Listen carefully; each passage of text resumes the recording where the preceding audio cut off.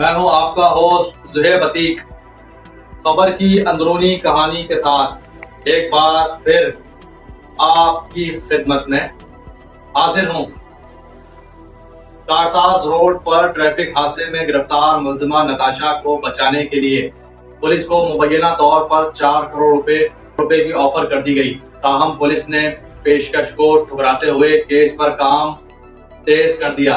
सानिया कारसाज की medical report police को मौसूल होने के बाद पेशाब के नमूने में आइस की मौजूदगी ने सोशल मीडिया पर तूफान बर्पा कर दिया, जबकि पुलिस ने एफआईआर में नशे की दफा लगाने का फैसला किया है, जिस पर मुशावरत शुरू कर दी गई है।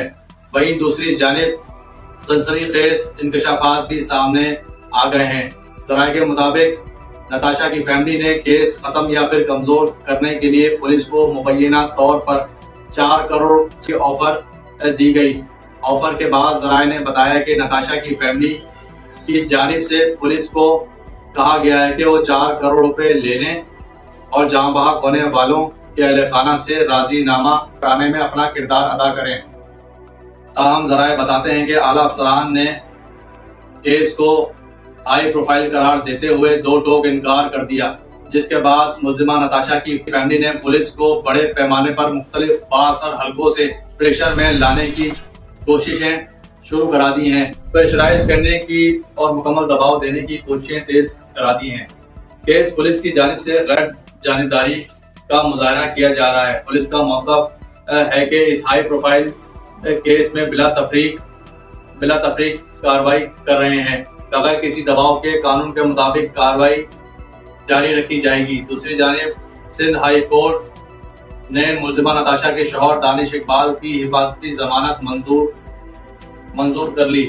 मुलजिम की 7 दिन के लिए हिफाजती जमानत मंजूर करते हुए 50,000 के मशकिले जमा कराने का हुक्म दे दिया। दानिश इकबाल के वकील आमिर मंसूर एडवोकेट ने अदालत को बताया कि दानिश इकबाल की गिरफ्तारी का खदशा है, लिहाजा इनकी हिफाजती जमानत मंजूर की जाए।